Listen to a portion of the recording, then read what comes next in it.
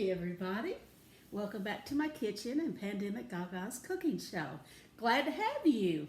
Listen, this is what you're going to need to make pan-fried steaks that are so good, I promise you, so good. You're going to need some Worcestershire sauce. You're going to need some spray. I use Pam. Don't want to scrub those pots and pans. And you're going to need this. Or something similar to it. Like I said one time before, we used this. And it's a moisturizer. It's a tenderizer. If you don't have it, or yours may look different from this one. This one is super good. Put it up here close.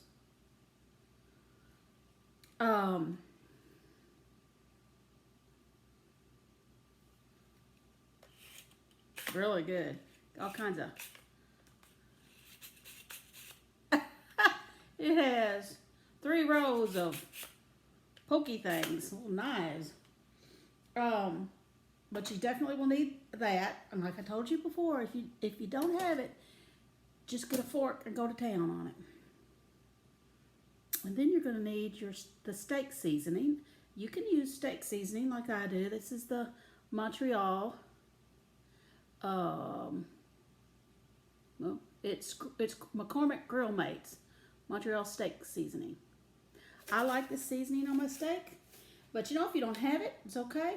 Put just a little bit of salt, some pepper, a little garlic, just whatever floats your boat there on your steak, and it'll be yummy. I promise, it'll be yummy.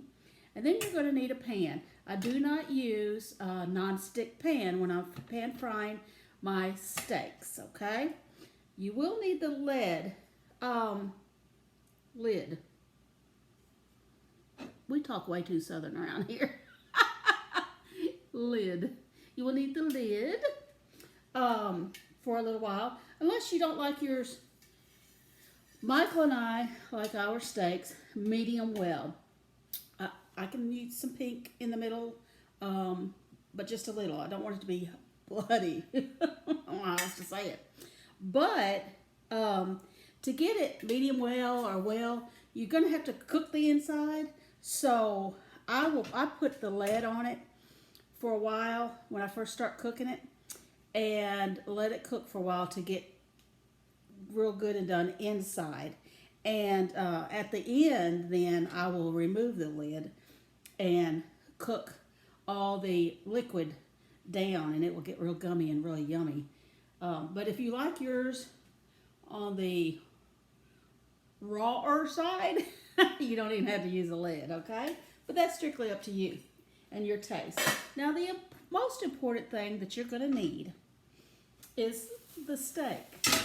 And if you're going to eat steak, eat some good stuff, especially if you're pan frying. So I have some steaks here. And this is what I always use when I pan fry a steak, is the beef tenderloin filet mignon. And I got 4 in a package here. See, all steaks are going to have a little marbling. You need a little marbling because it gives it good flavor, but you don't want too much. Get too much, makes it tough, in my opinion. So I am going to open these up. And we'll just use these first 2 here. I'm going to put my dish cloth on here. I mean, you got to do it right, folks. Now, a filet is all meat, no bone, and it's the best cut of the meat. And yeah, I like ribeyes and some things like that also. But this is like, it's going to cost you a lot if you go to a restaurant. I don't know what else to tell you. But, it's all meat. So you're like, I can't afford that. Well, just remember, when you buy a T-bone porterhouse or bone-in ribeye, you're buying the bone too, and that bone weighs. So it's not as more expensive as you would think. Well, I don't know where you guys went, but there you are now. Geez. I don't know if I know how to work this or not, but I'll try, okay? Anyway, the first part, and now here's the second part of the video. My iPad went off. I promise I haven't done anything while you were gone, but I'll save these two. I'll freeze these two. Save them for later. And remember, if you'll leave them set for a few days, they'll even get better. But anyway, you put them in your pan, and then the first thing I do is chop, chop, chop. I go at them. Sometimes they'll stick. That makes some noise. That's okay. And sometimes, like, you get in that fat, and it makes it harder to get out. But just get your hands dirty. Now I'll do them another direction. What this does is cut those little membranes.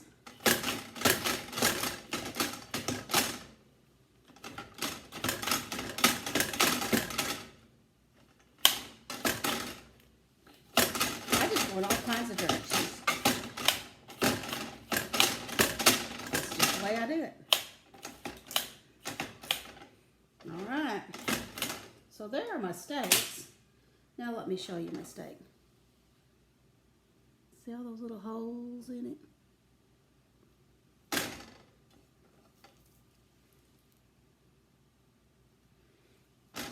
There we go. Now, next I'm going to put my seasoning on. I just put it on one side because, I mean, personally I could eat steak. I like the taste of steak, and I don't want to taste nothing but seasoning. So I just put it on one side. And now I am going to, you know, when you use Worcestershire sauce, you need to always shake it up before you use it. But here we go. Yum, yum. And here we go. We're going to put some in here. But here's the thing. Put a little in here. We're going to let that brown. And see, I just got some in the bottom there. Ooh. And need an overhead camera, don't I? Oh, wouldn't that be fancy? Not going to happen. Then I'm going to turn them on. Now I'm going to turn them on. I'm standing right here. So I'm going to turn them on like a notch below high. Because I want to get them really hot, really fast. And sear them. And sear that seasoning in. So, that's what I'm going to do. I got them on, I mean, geez, a notch below high. Let me get a fork, please. I hope you guys have had a wonderful day. I have. I actually, oh, y'all. And I'll show you more about this later. But, weeks later, Michael and I finished planting our pumpkins. We love to plant a pumpkin patch.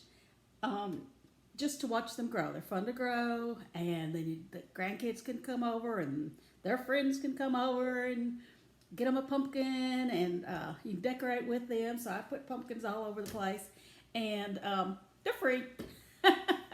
So we planted 2 patches of pumpkins, and I'm excited when they'll start, you know, getting pumpkins on them. And I'll show you a neat trick to do with a pumpkin as it's growing. So don't let me forget to show you the neat pumpkin trick.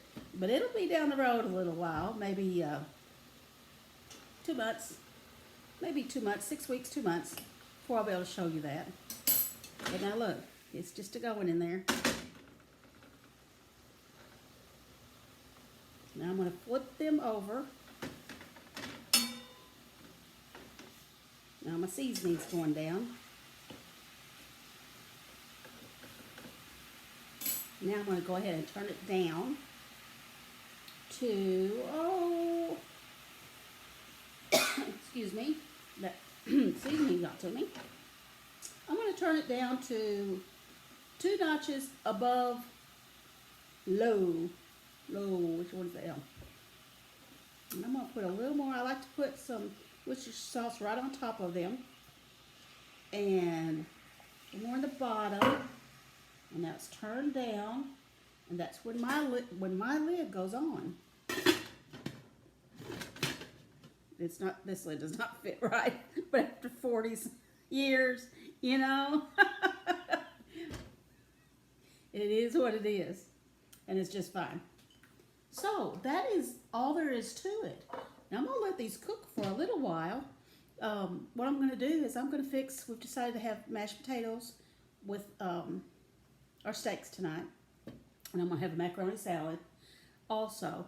But that's it. I will let these cook. The potatoes themselves to cook down that you're going to mash, it takes, I always say, about 30 minutes. You know, test them with a fork and see if you can penetrate the potato. If you can, it's ready. But somewhere, you know, it could be a little sooner or a little later.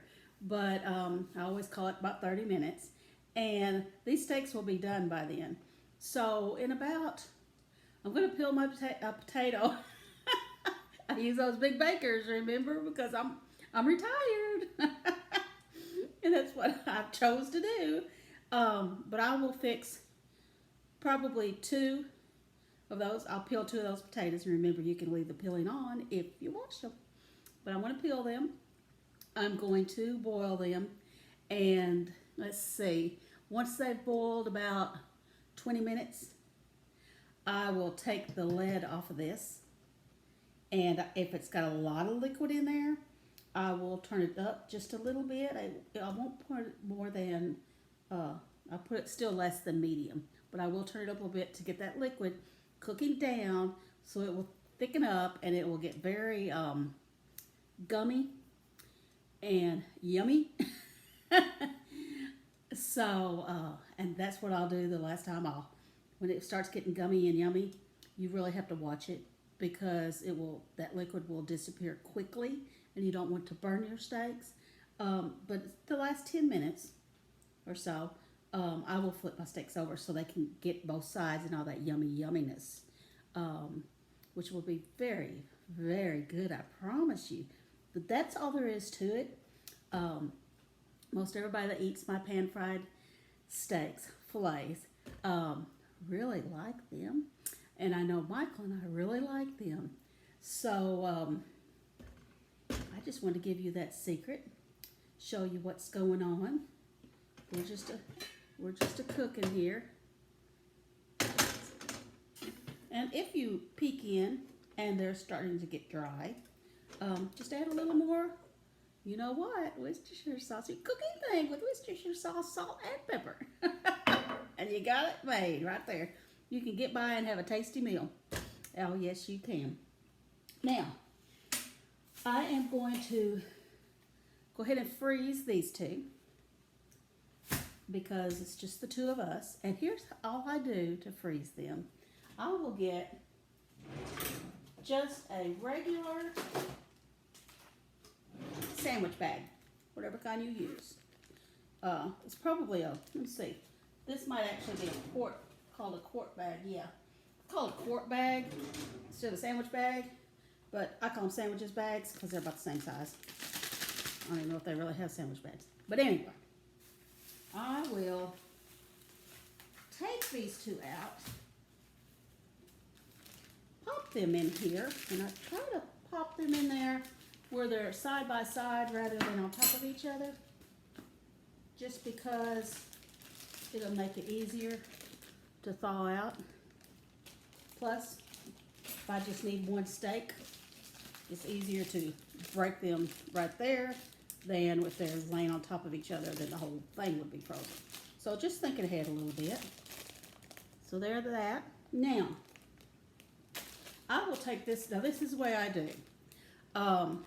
I don't do it as much now that it's just me and Michael, but this is the way I always did it when the kids were home. Because I would buy meat. I like to buy meats back then at Sam's, and this is actually where they came from. But now I go to a meat market, and I like that. But I got to go to Sam's today with my daughter, so I saw these and I picked them up.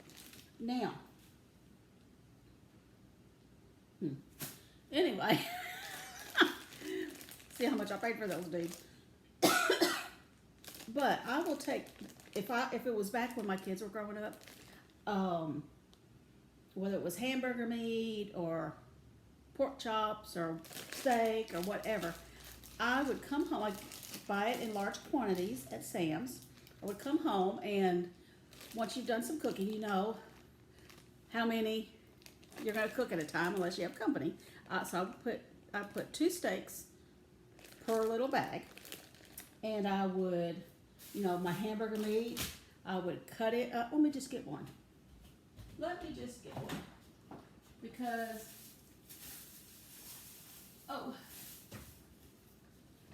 here's what it looks like when you buy it at Sam's or some of these big stores.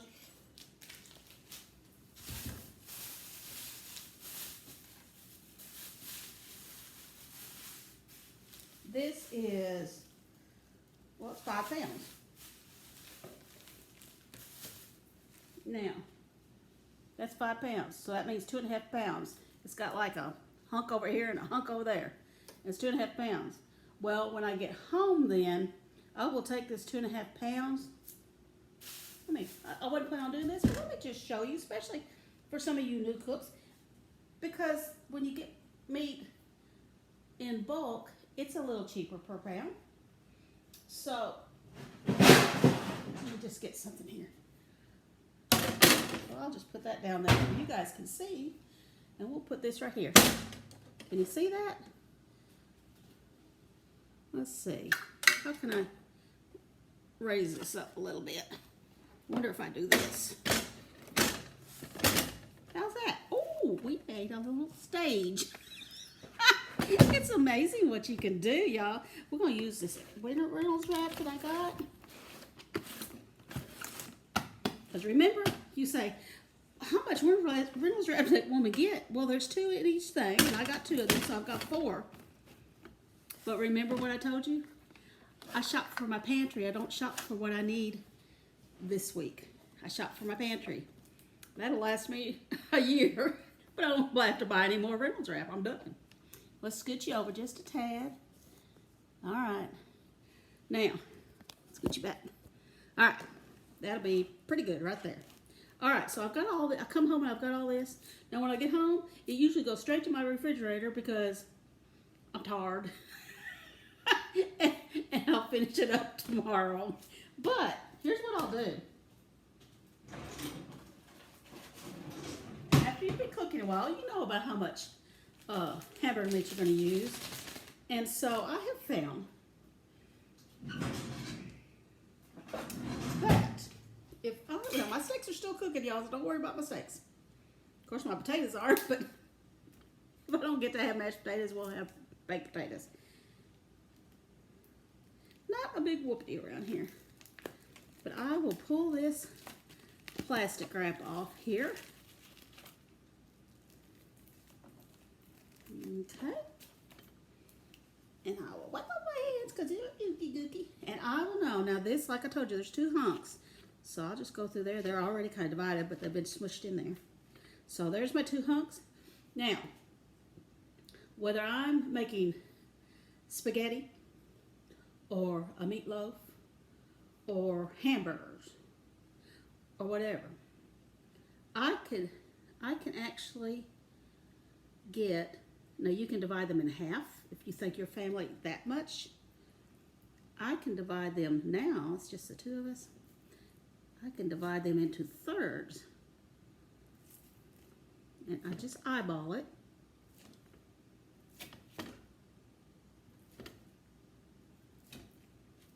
Then I can take a third and put in my quart bag, my sandwich bag. And I can use that to make spaghetti. I can make 2 hamburgers out of it or whatever. So, I mean, that is enough hamburger meat for whatever meal I want for the 2 of us.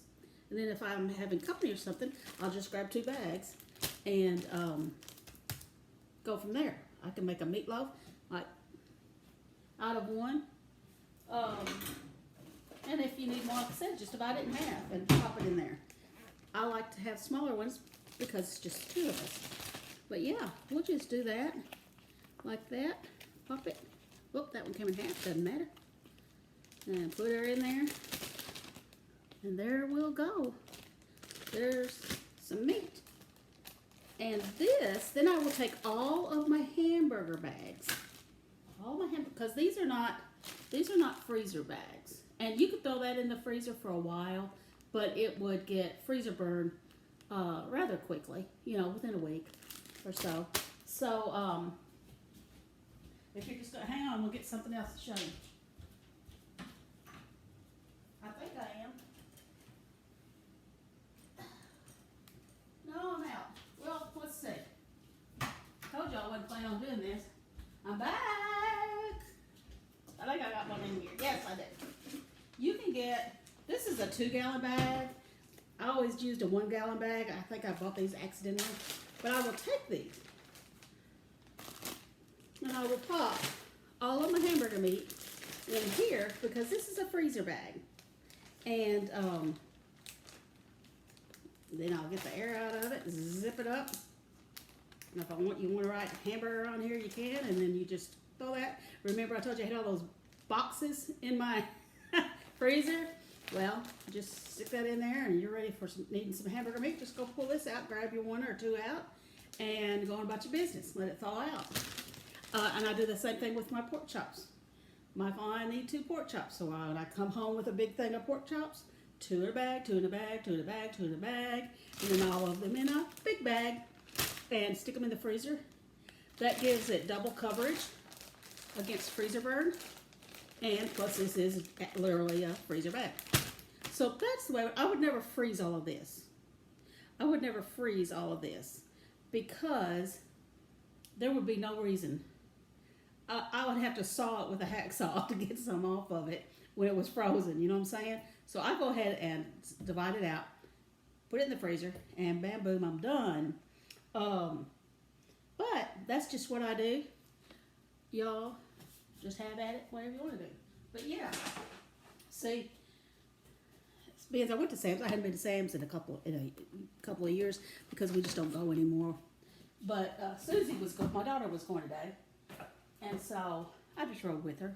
And I got some things like here I can stock my pantry, and here I can stock my pantry, and here I can stock my pantry. I'm always stocking my pantry, not purchasing what I need for today.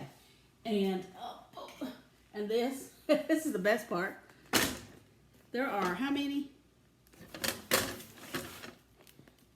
6 packages, 6 regular size packages of spaghetti noodles. So, you know, it's going to last me forever. And I actually pull the top off. I've got one I use over and over and use this box, and they're just laying in there so pretty. I like it to look nice too. So, you know, when something else comes along, my pantry's full. I just don't let it. That's just where I shop from, is my pantry. And shop for is the pantry. I recommend that to anybody, whether you are single, married, or have 20 kids. I'll be shopping from my pantry. It's wise to do anytime and every time and all the time, because you don't know when something's going to happen. And if you're shopping day to day or week to week, it's a little dangerous, and you're not thinking ahead. So that is something that, you know, make some space in your cabinet or something, especially the items that you know you are going to use. If that's all you can do, then do that. Something that you know you are going to use. And then you always have a little extra. I've even had friends come over and shop from my pantry. Of course, we live out in the country. I thought you might have some. You know, yeah, I do. Come on over. And so you can help other people that way too. But anyway, our steaks are just a cooking and a cooking. And like I said, I will pull one up for you. By the time that thing gets done, and by the time that thing cooks down. Ooh, honey. That will be so tender that you don't even need a knife.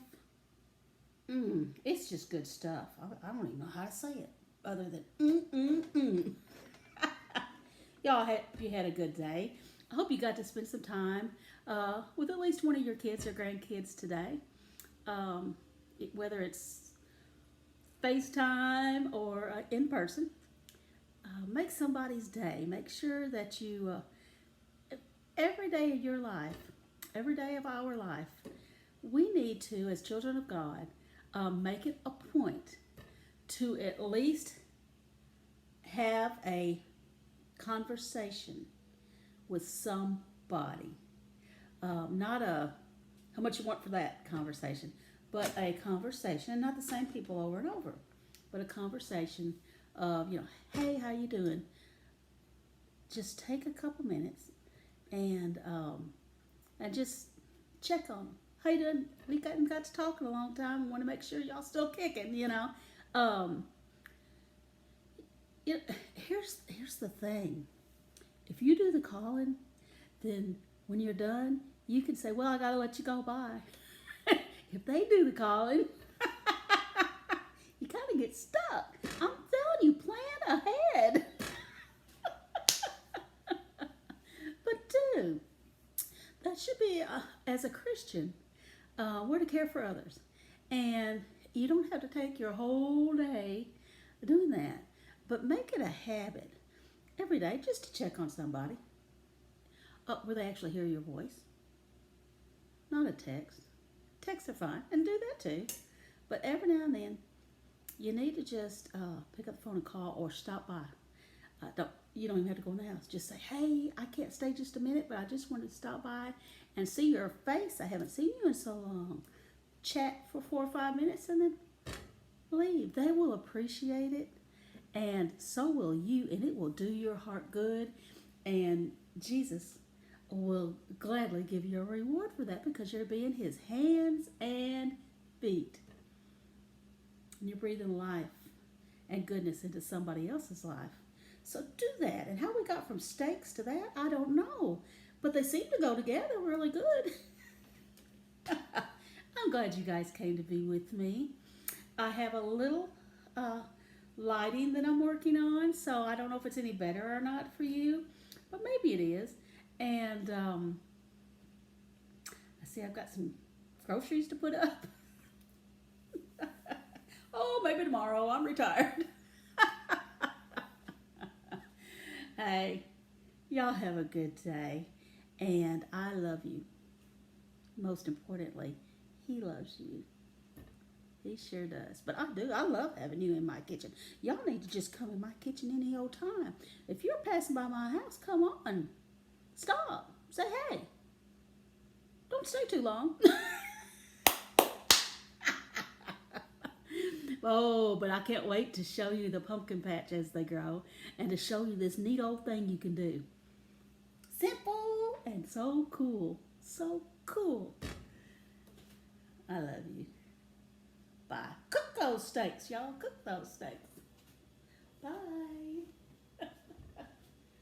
Oh, me. Y'all funny. You gotta be funny to be listening to me. Bye. Okay, everybody. Here's our steak, our filet mignon pan fried. And watch this. I don't even need a knife. Look at that. And it's juicy. Oh, y'all. See if it tastes as good as it looks. Y'all want a bite? Y'all want a bite? Michael's standing over at the table laughing at me. Here we go.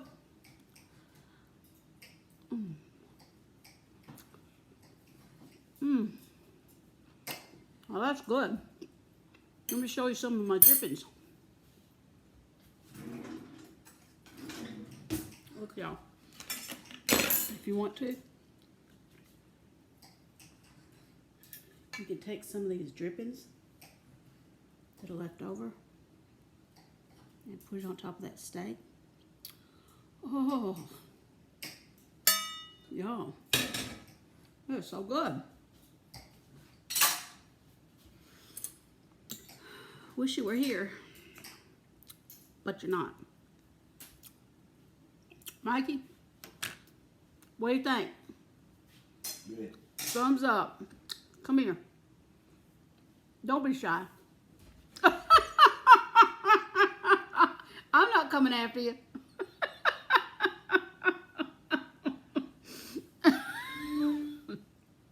Come on, baby. I want to show my man. All right, y'all. I'm going to go eat with my man. See you later, Gators. Baked potatoes pretty good, too. Bye.